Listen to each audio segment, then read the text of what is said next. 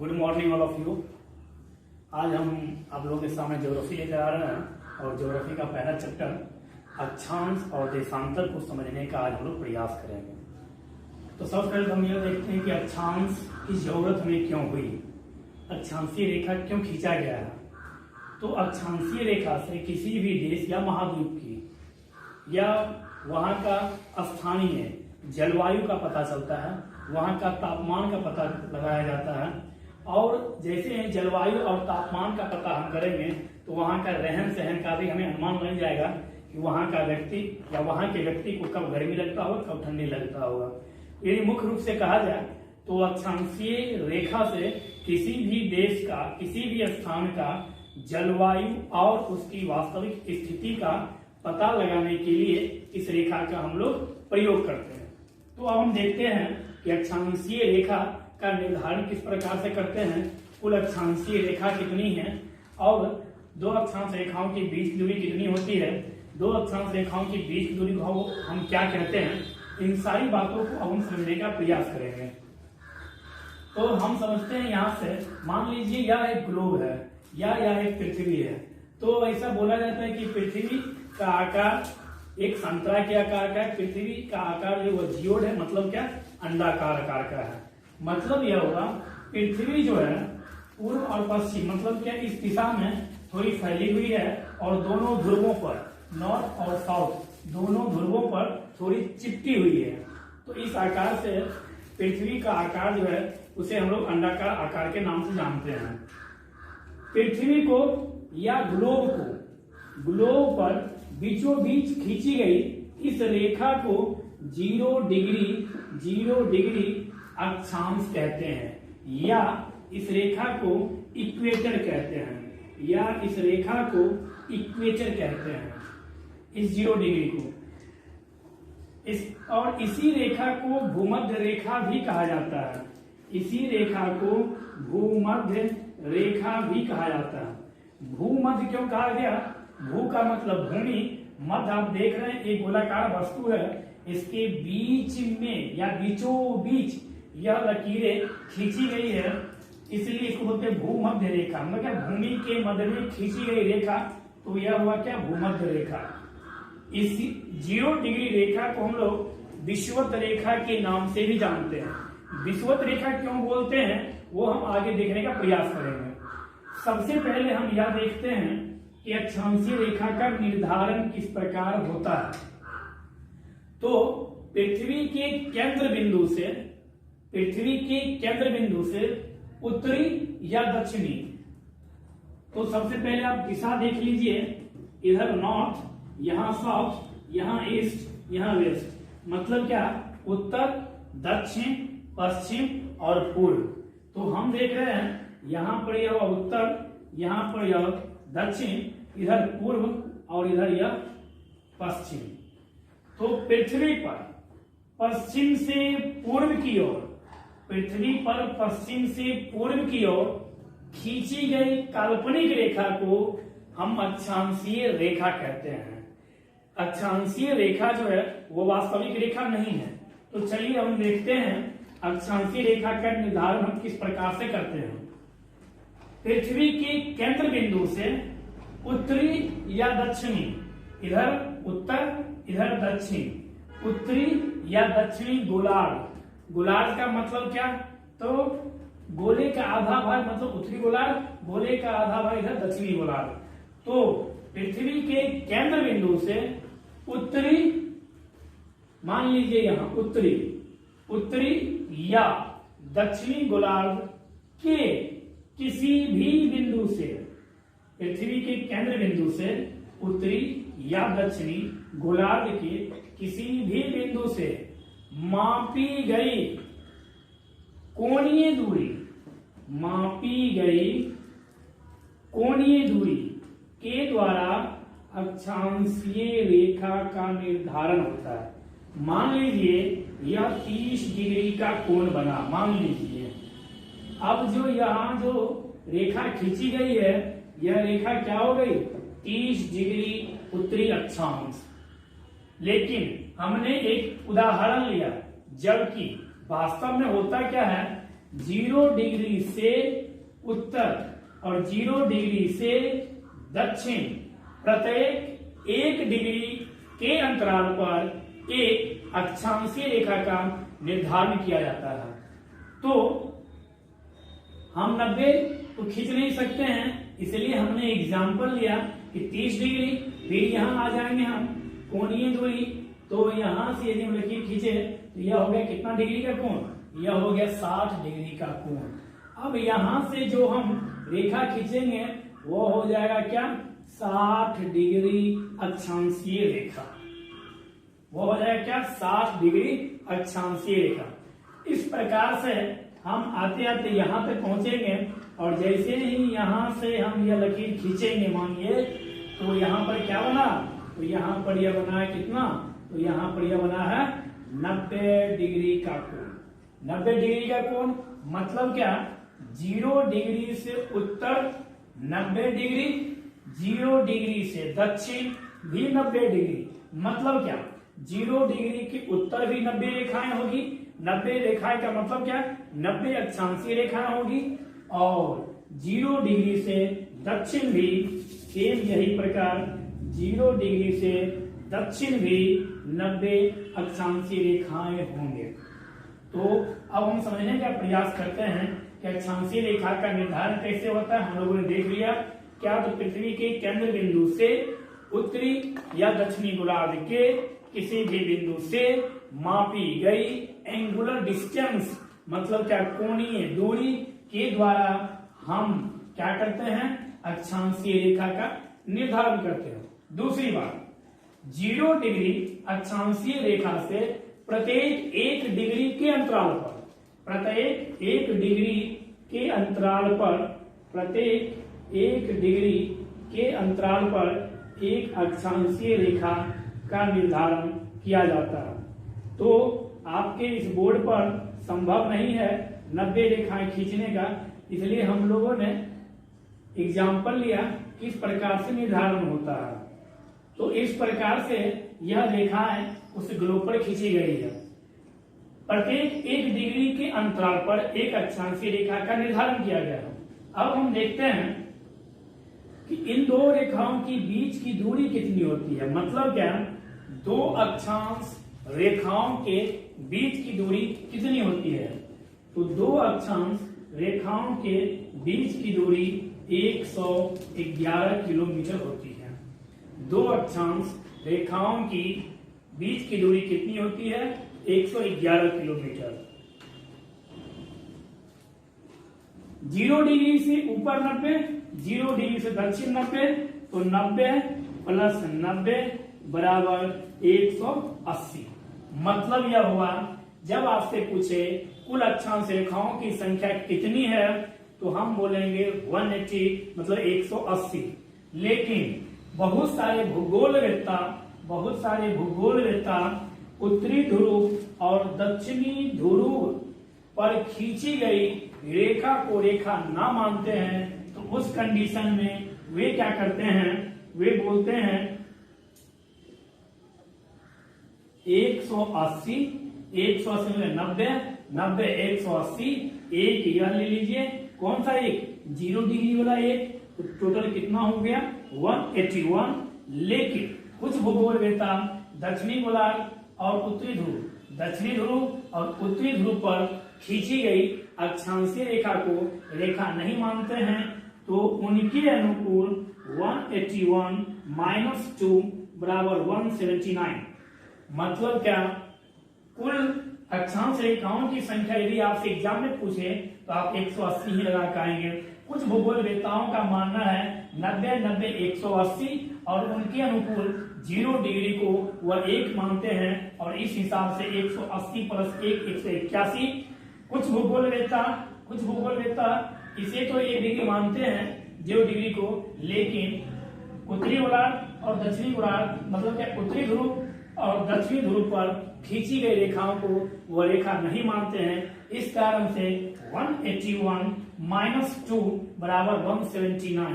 तो हमने तीनों देखा कि जब आपके एग्जाम में जिस तरह से प्रश्न आए आप उस तरह से सॉल्व करके आएंगे, लेकिन जब मेंस लिखना हो तब आप 179 का साथ आएंगे। यदि आप रेलवे, एसएससी या डीसी इसो का एग्जाम देते हैं तो आप 180 लगा के ही आएंगे और आपका राइट आंसर ये होगा।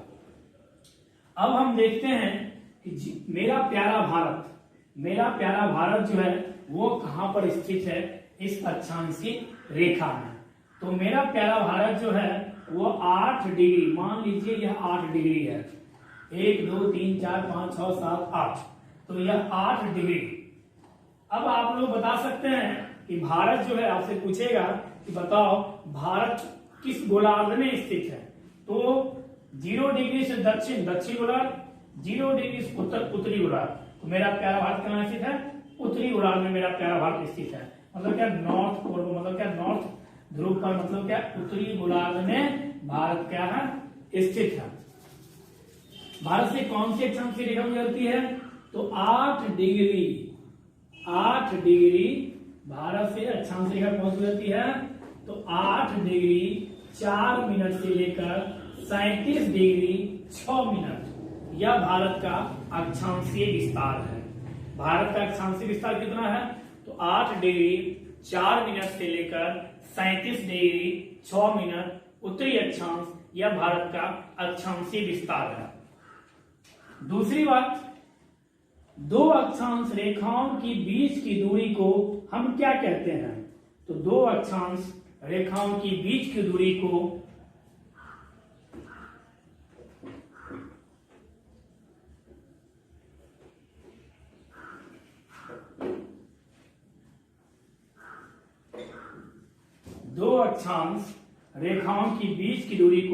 हम जोन कहते हैं। दो अक्षांश रेखाओं की बीच की दूरी को क्या नाम दिया गया है, तो दो अक्षांश रेखाओं की बीच की दूरी को जोन कहा गया है। और दो अक्षांश रेखाओं की बीच की दूरी होती कितनी है, तो 111 किलोमीटर दो अक्षांश रेखाओं की बीच की दूरी होती है। अब 0 डिग्री से उत्तर और 0 डिग्री से दक्षिण, 0 डिग्री से उत्तर 23.5 डिग्री, 0 डिग्री से उत्तर 23.5 डिग्री आने पर या 23.5 डिग्री पर जो रेखा खींची गई है उसे हम कर्क रेखा कहते हैं, ट्रॉपिक ऑफ कैंसर कहते हैं। मतलब क्या, 0 डिग्री से उत्तर, मतलब क्या नॉर्थ में 23.5 डिग्री पर जो रेखा खींची गई है उसे हम लोग क्या कहते हैं, कर्क रेखा। इसी प्रकार से 0 डिग्री से दक्षिण,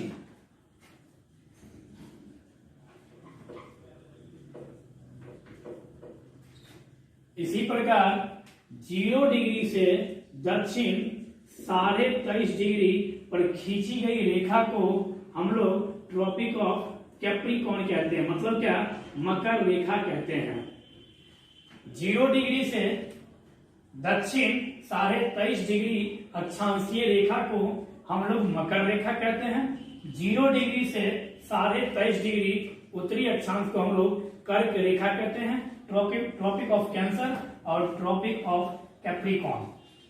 0 डिग्री से उत्तर 66.5 डिग्री, 0 डिग्री से उत्तर 66.5 डिग्री उत्तरी अक्षांश को हम लोग आर्कटिक रेखा कहते हैं, आर्कटिक रेखा। और 0 डिग्री से 66.5 डिग्री दक्षिणी ध्रुव में खींची गई रेखा को अंटार्कटिक रेखा कहते हैं, अंटार्कटिक रेखा कहते हैं।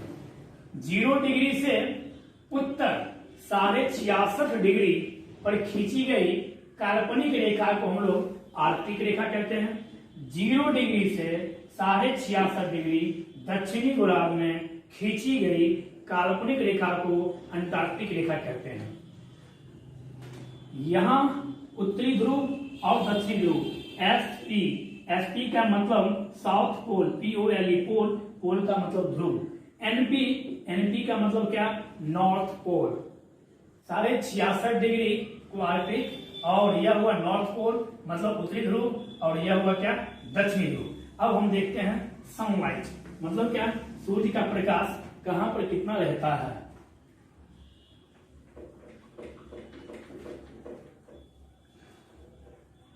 ये सब तो काल बात नहीं।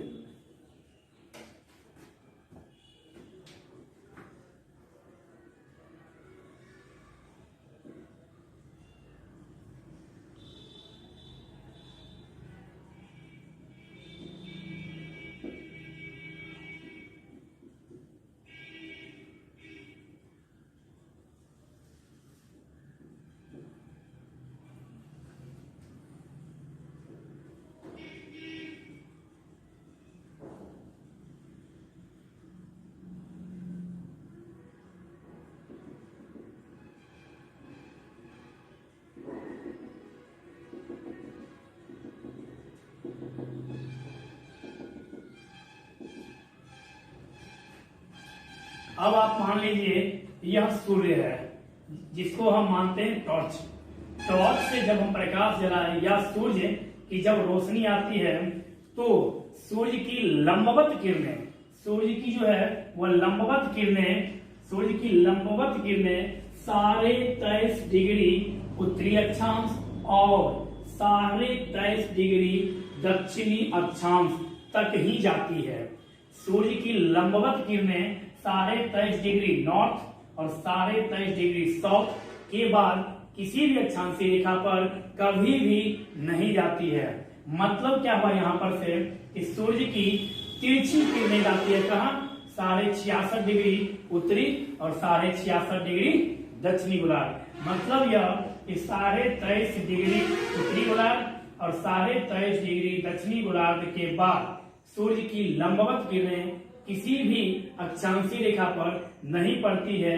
और सूर्य की लंबवत किरणें आप यहां से देख रहे होंगे, सूर्य की लंबवत किरणें, सूर्य की लंबवत किरणें इस भूमध्य रेखा पर, 0 डिग्री अक्षांशीय रेखा पर या इक्वेटर पर, इसी का यह तीनों नाम है, या इक्वेटर पर वर्ष में 2 बार लंबवत पड़ती है। जिस कारण से पूरे विश्व में, संपूर्ण संसार में वर्ष में 2 बार क्या होता है, दिन और रात की घटना इक्वल होती है, जिसे हम लोग इंग्लिश में इक्विनोक्स और विषुव कहते हैं हिंदी में। इस कारण से इस रेखा का नाम विषुवत रेखा भी कहा जाता है। क्यों? तो सूर्य की लंबवत किरणें भूमध्य रेखा पर जब पड़ती है तो उस समय संसार में सभी जगह 12 घंटा की दिन और 12 घंटा की रातें पूरे संसार में होता है, और इस घटना को इक्विनोक्स कहा जाता है, जिस कारण से इस 0 डिग्री अक्षांशीय रेखा को विषुवत रेखा भी कहा जाता है।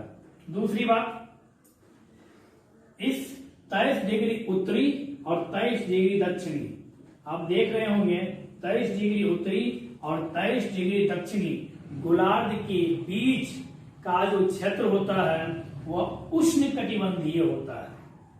क्यों? क्योंकि यहाँ पर इस 23.5 और 23.5 नॉर्थ और 23.5 साउथ, इस दोनों के बीच में ही सूर्य की लंबवत किरणें रहती है, जिस कारण से यहाँ का तापमान, यहाँ का हीट जो है वो अत्यधिक होगा। इस कारण से इस क्षेत्र को हम लोग उष्णकटिबंधीय क्षेत्र कहते हैं। कितना?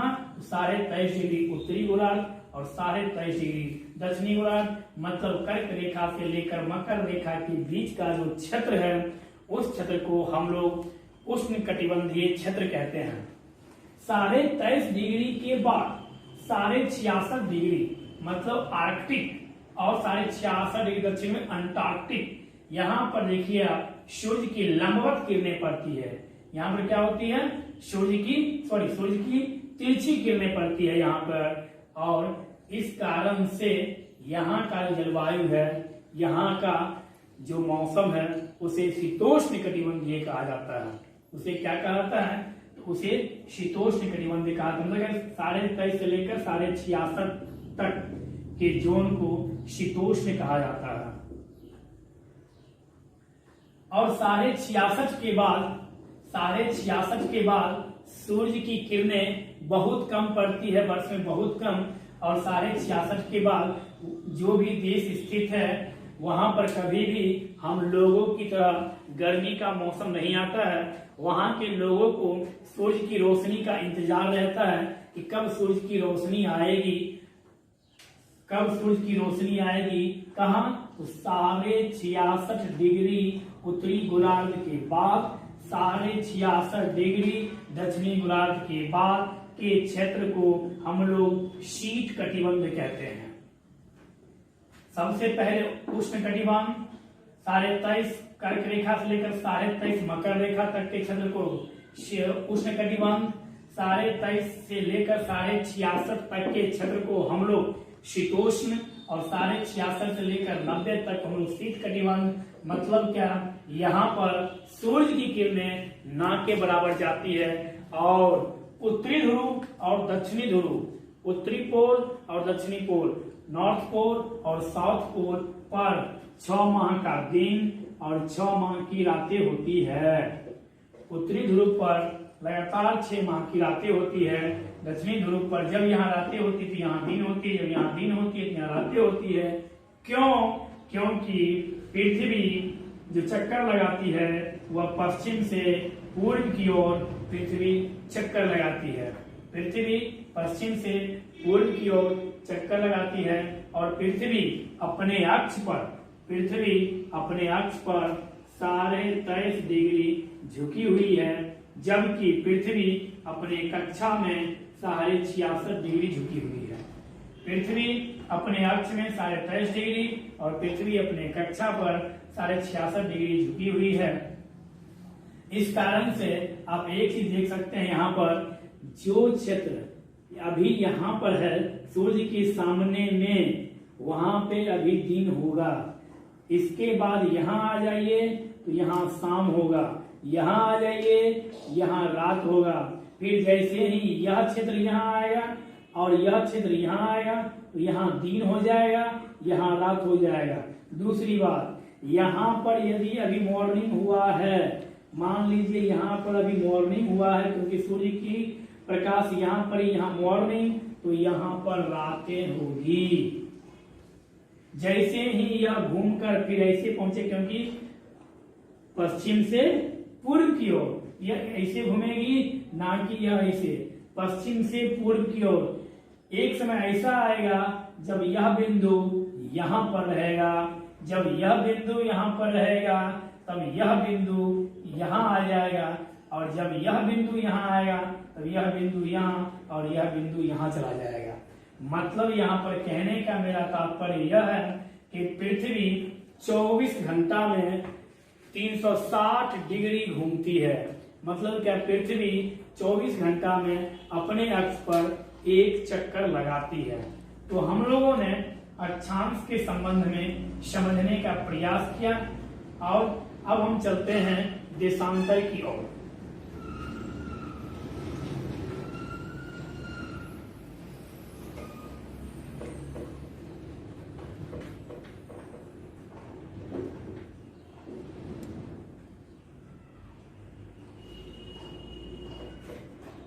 एक बात और हम याद रखेंगे, अक्षांशीय रेखा रेखा ना होकर वह एक वृत्त है। वृत्त क्यों है?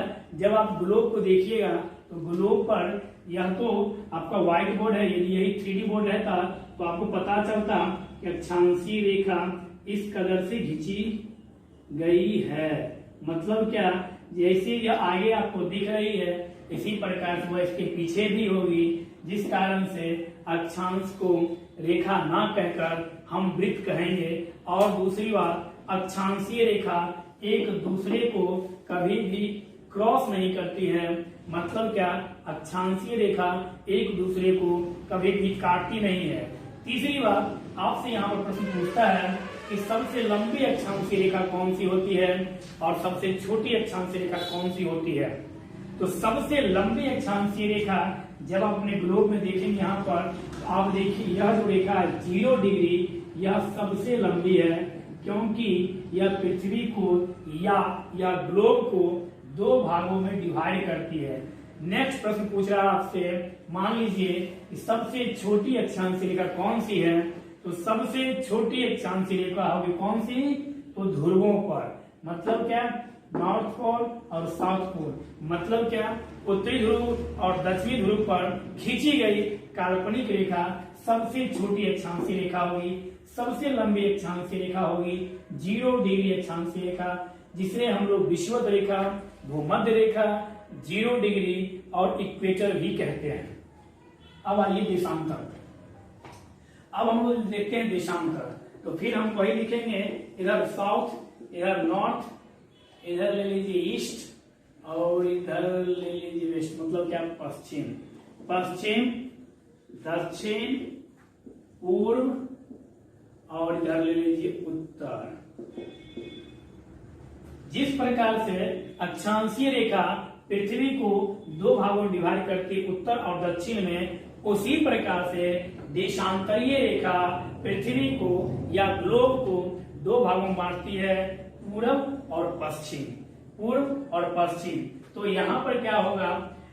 ग्लोब पर यहाँ देखिए आप, यहाँ आपको ग्लोब के आकार का कुछ नजर आ रहा होगा।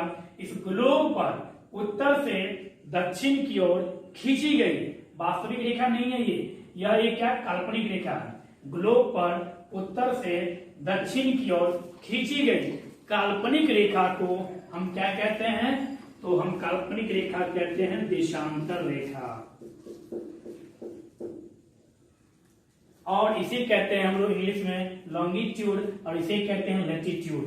तो उत्तर से दक्षिण की ओर खींची गई काल्पनिक रेखा को हम लोग क्या कहते हैं? देशांतर रेखा कहते हैं। यह पृथ्वी को 2 भागों में बांटती है, पूर्व और पश्चिम में। जिस तरह से अक्षांशीय रेखा पृथ्वी को 2 भागों में बांटती है, उत्तर और दक्षिण में। तो अब आप देखिए, अब हम लोग मान लेते हैं, मान लीजिए यह है 0 डिग्री, यह 0 डिग्री देशांतर रेखा है। मान लीजिए 0 डिग्री देशांतर रेखा यूरोप महाद्वीप, मतलब क्या? यूरोप महाद्वीप के इंग्लैंड मतलब ब्रिटेन मतलब लंदन के ग्रीनविच से, क्यों? तो अंतरराष्ट्रीय समझौता हुआ था 1884 ईस्वी में, अंतरराष्ट्रीय समझौता हुआ था 1884 ईस्वी में, जिसमें यह निर्धारित किया गया था, क्या निर्धारित किया गया था?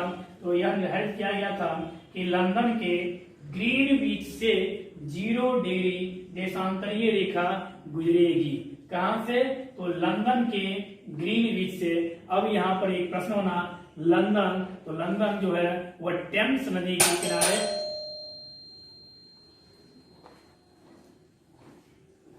लंदन जो है वह टेम्स नदी के किनारे स्थित है। लंदन टेम्स नदी किनारे स्थित है और ब्रिटेन के प्रधानमंत्री हैं, यदि आपसे पूछे तो ब्रिटेन के प्रधानमंत्री हैं बोरिस जॉनसन। और इंडियन कॉन्स्टिट्यूशन में हम लोग एकल नागरिकता का जो प्रावधान है वो हम लोगों ने कहां से लिया है? तो वह भी हम लोगों ने ब्रिटेन के कॉन्स्टिट्यूशन से लिया है, मतलब ब्रिटेन के संविधान से लिया है। तो हमें याद यह रखना है कि इस 0 डिग्री से पूर्व की ओर कुल 180 रेखा खींची गई है और 0 डिग्री से पश्चिम की ओर कुल 180 रेखा खींची गई है।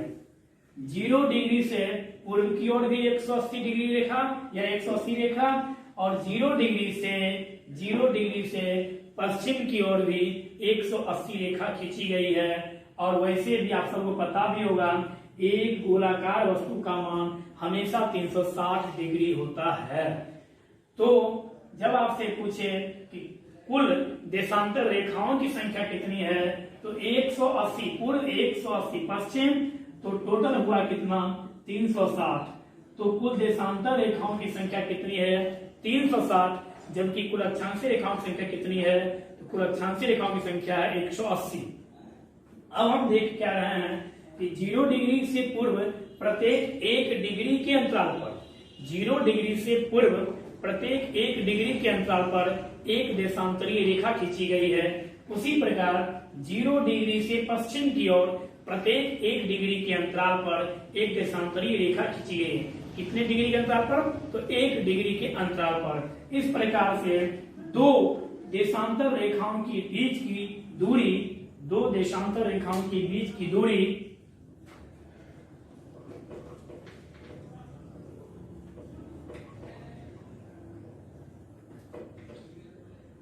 दो देशांतर रेखाओं के बीच की दूरी 111.32 किलोमीटर होती है।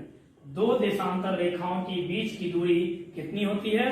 तो 111.32 किलोमीटर दो देशांतर रेखाओं की बीच की दूरी होती है। दो देशांतर रेखाओं की बीच की दूरी को क्या कहा जाता है? तो दो देशांतर रेखाओं के बीच की दूरी को गोले कहा जाता है। दो देशांतर रेखाओं के बीच की दूरी को क्या कहा जाता है? तो दो देशांतर रेखाओं की बीच की दूरी को गोले कहा जाता है। अब आप लोगों ने यह समझ लिया कि प्रत्येक 1 डिग्री के अंतराल पर एक देशांतर रेखा पूरब की ओर भी खींची गई है और प्रत्येक 1 डिग्री के अंतराल पर पश्चिम की ओर भी एक देशांतरी रेखा खींची गई है।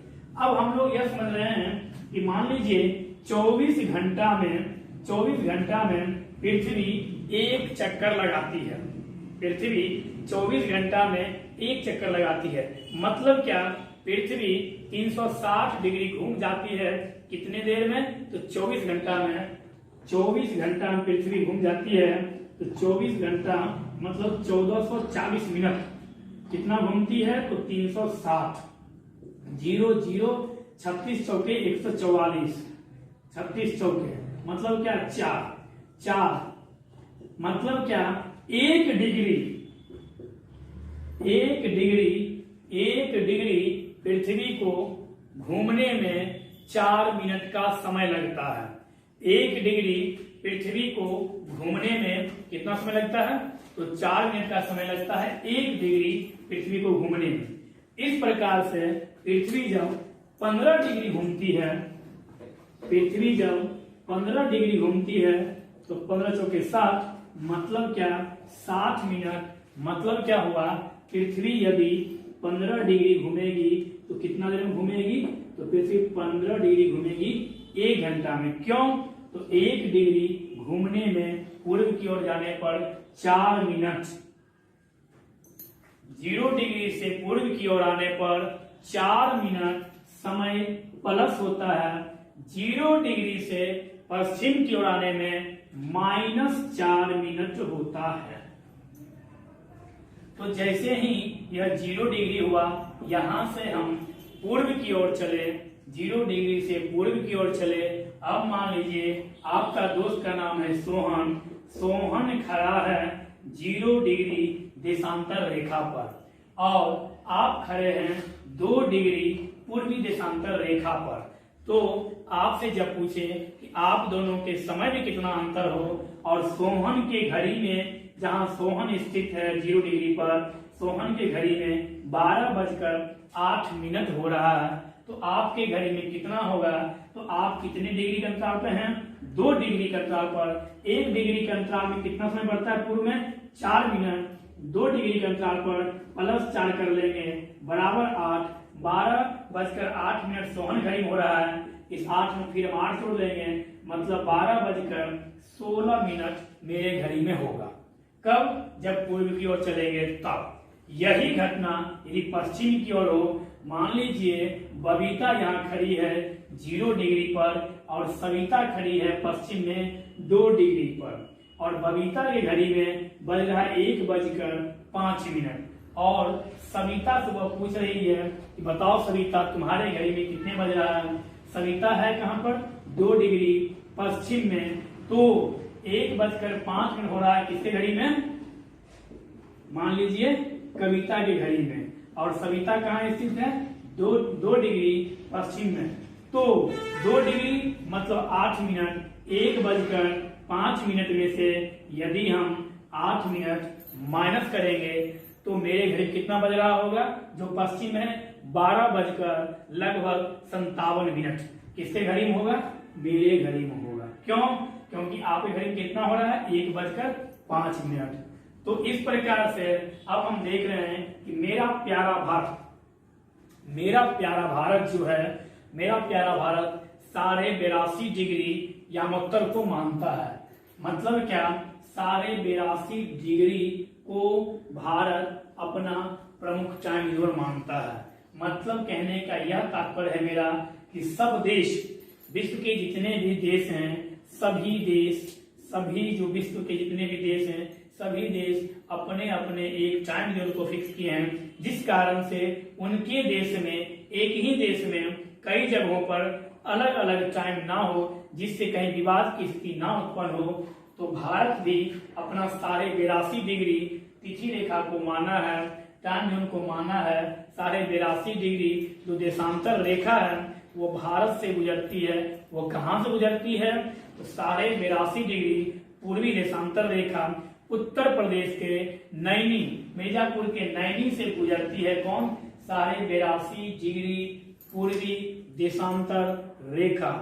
82.5 पूर्वी देशांतर रेखा कुल 5 राज्यों से होकर गुजरती है। लेकिन टाइम कहां से फिक्स किया गया? तो उत्तर प्रदेश के नैनी से। भारत सरकार का कहना है जो उत्तर प्रदेश के नैनी का जो टाइम होगा वही टाइम पूरे इंडिया में माना जाएगा। तो हम लोग रट्टा मारते हैं कि भारत का टाइम लंदन के टाइम से 5.5 घंटा आगे है। तो किस प्रकार से आगे है? तो 0 डिग्री से 82.5 1 डिग्री के अंतराल पर 4 मिनट, 82.5 डिग्री के अंतराल पर 330 मिनट होगा। आप जब कैलकुलेशन कीजिएगा 82.5 को यदि आप 4 से कीजिएगा तो 330 मिनट आएगा। 330 मिनट बराबर 5.5 घंटा। यदि यही भारत 80 डिग्री पर रहता तो 8 चौके 32 मतलब 320 मिनट हुआ, तो उसका टाइम 5.5 घंटा आगे नहीं होता। तो 0 डिग्री से पूरा दुनिया का टाइम फिक्स किया जाता है। लंदन से ही पूरा विश्व का टाइम जोन चलता है। पूरे वर्ल्ड का टाइम जोन लंदन से। क्यों? क्योंकि लंदन से 0 डिग्री देशांतरीय रेखा गुजरती है। तो भारत में मान लीजिए एग्जाम में बहुत ऐसा पूछता है कि मान लीजिए लंदन में 12 बज रहा है दिन, तो आपके भारत में कितना बजेगा? तो मेरे भारत में 5.5 घंटा आगे होगा। तो मेरे भारत में कितना बजेगा? शाम के 5 बजेगा मेरे भारत में। शाम का 5 हमारे भारत में बजेगा।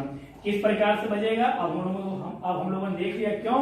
तो 82.5 प्रत्येक 1 डिग्री के अंतराल पर 4 मिनट टाइम जोन। तो 82.5 गुने 4 बराबर 330 मिनट। 330 मिनट जो घंटा में कन्वर्ट करेंगे तो 5 घंटा 30 मिनट होगा। तो इसलिए मेरा भारत का टाइम कितना? 5.5 घंटा आगे। यही काम यदि हम 0 डिग्री से पश्चिम की ओर करेंगे, मान लीजिए यहाँ पर सैन मारिनो देश स्थित है मान लीजिए, और सैन मारिनो मान लीजिए 0 डिग्री से सैन मारिनो का टाइम 2 घंटा पीछे है। तो अब आप लोग बता सकते हैं कि सैन मारिनो जो है वह कितना डिग्री पर स्थित है। मान लीजिए लंदन में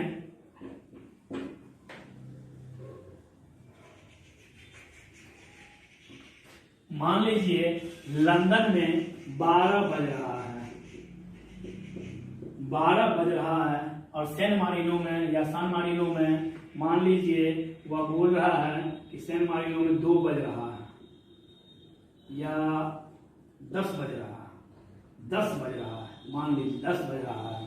तो अब आपसे पूछे कि बताओ तुम कि जो सैन मारिनो जो है या सान मारिनो वह कितने डिग्री पश्चिमी देशांतर पर स्थित है। टाइम कितना पीछे है? इससे 2 घंटा पीछे है। 2 घंटा पीछे का मतलब क्या हुआ? 1 घंटा बराबर 15 डिग्री, 2 घंटा बराबर 30 डिग्री। मतलब क्या?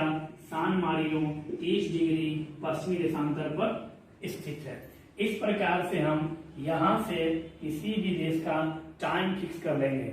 इससे फायदा क्या है सो देखिए। अब दोनों से मान लीजिए हमें पाकिस्तान को उड़ाना है, मान लीजिए, नहीं पाकिस्तान छोड़ दीजिए, आप मान लीजिए इस्लामाबाद, पूरा पाकिस्तान तो नहीं, मान लीजिए हमें इस्लामाबाद को उड़ाना है। अब इस्लामाबाद तो ऐसा नहीं कि जो इस्लामाबाद पाकिस्तान वो पाकिस्तान है, और नक्शा से यदि हम देखेंगे तो पूरा पाकिस्तान हमें नजर आएगा, उसी इस्लामाबाद, कराची, लाहौर सब नजर आएगा। तो हम देखेंगे कि यह इस्लामाबाद कितने अक्षांशीय रेखा पर स्थित है और कितने देशांतरीय रेखा पर स्थित है। यह दोनों जब आंक लेंगे तो हम उस बम में या उस मिसाइल में उतना डिग्री देशांतर और उतना डिग्री अक्षांश हम फिक्स कर लेंगे, तो वह जो मिसाइल है वह खुद जाकर इस्लामाबाद वो फट जाएगा, वह उसके अलावा कहीं नहीं जाएगा। क्यों? क्योंकि उसमें अक्षांश और देशांतर दोनों उस मिसाइल में हम फिक्स कर दिए हैं और वह उतना डिग्री पर जाकर वो ब्लास्ट कर जाएगा।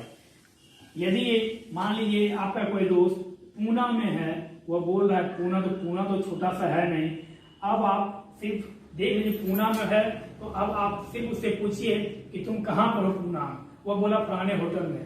अब आप पता कर लीजिए कि पूना में जो होटल है, मान लीजिए रॉयल पैलेस होटल है, वह होटल कितना डिग्री पर स्थित है, कितना डिग्री अक्षांश, कितना डिग्री देशांतर पर वह स्थित है, और उसका जो रूम है, जिस रूम में आपका फ्रेंड रह रहा है, वह रूम कितने डिग्री पर बनाया गया है।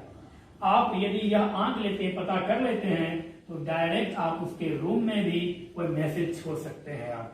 तो अक्षांश और देशांतर से हमें यह लाभ होता है, और इसी से जितने भी रॉकेट लॉन्च होते हैं या मिसाइल होते हैं, उन सबों में इनका बहुत उपयोग किया जाता है। अब नेक्स्ट, पूर्व के जाने पर क्या होगा, टाइम बढ़ेगा, पश्चिम की ओर आने पर क्या होगा, टाइम घटेगा।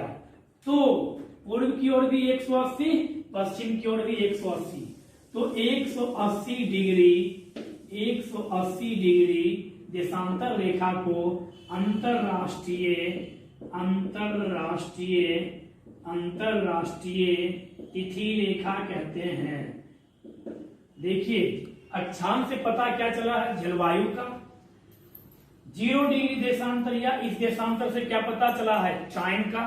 अब 180 डिग्री देशांतर से क्या पता चलेगा, तिथि का, मतलब दिनांक का।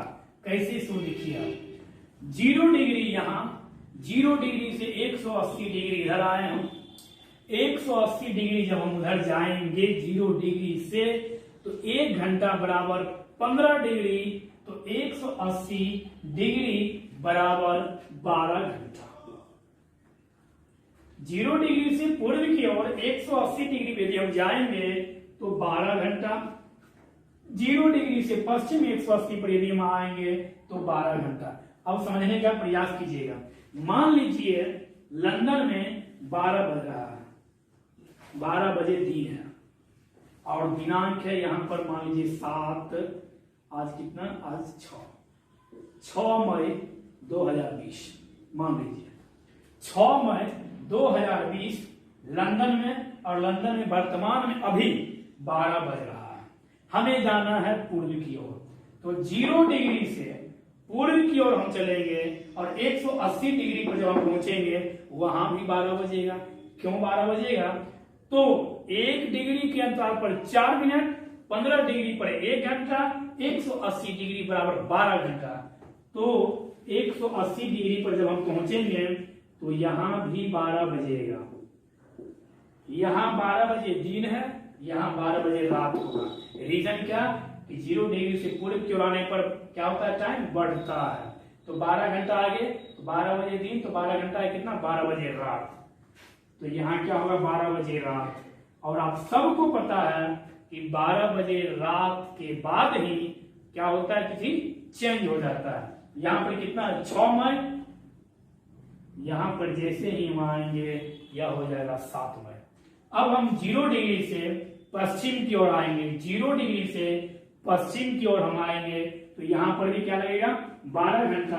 टाइम यहाँ पर भी होगा 12, समय तीनों जगह सेम होगा, यहाँ भी 12, यहाँ भी 12, यहाँ भी 12। लेकिन अंतर देखिए, यहाँ हो रहा है 6 मई 2020 को 12 बजे दिन में, यहाँ से चले हम, यहाँ पहुंचे हम कब, तो 6 मई को 12 बजे रात में पहुंचे, मतलब क्या 7 मई वहां हो गया दिनांक। अब यहाँ देखिए पश्चिम की ओर जैसे ही हम पहुंचे 180 डिग्री पर, तो यहाँ भी 12।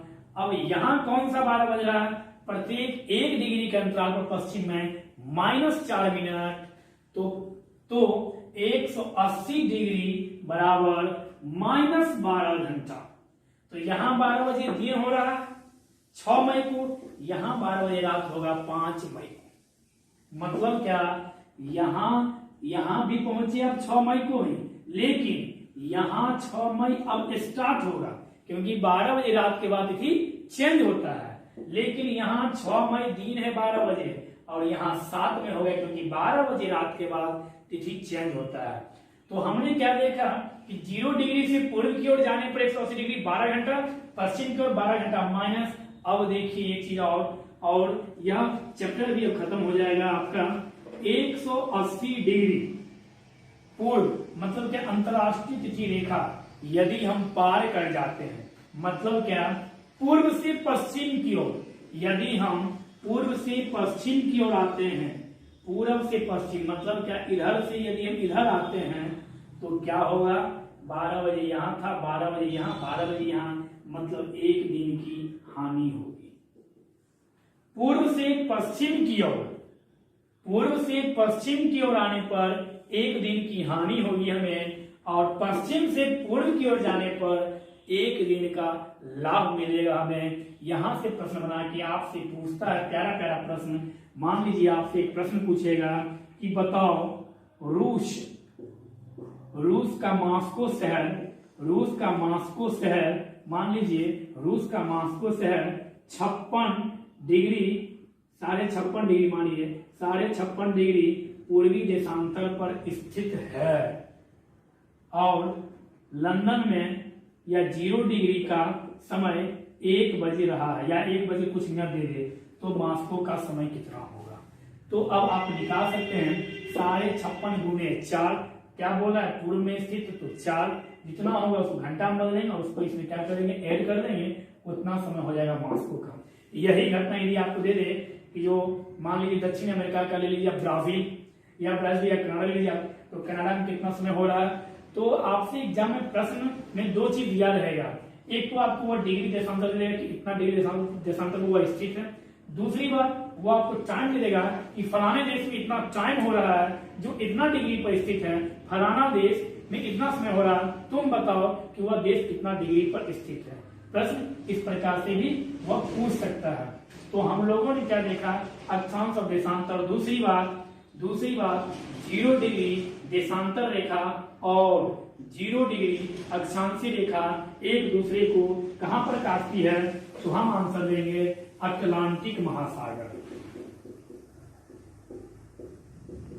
0 डिग्री देशांतर रेखा और 0 डिग्री अक्षांशीय रेखा एक दूसरे को कहां पर काटती है, तो अटलांटिक महासागर में। नेक्स्ट, 2 देशांतर रेखाओं के बीच अधिकतम दूरी कहां पर होती है, तो वह होती है विषुवत रेखा पर। हमें यह भी याद रखना है। 2 देशांतर रेखाओं के बीच न्यूनतम दूरी कहां होती है, वो होती है ध्रुवों पर, क्योंकि वहां पर दोनों रेखाएं एक दूसरे को क्रॉस कर जाती है।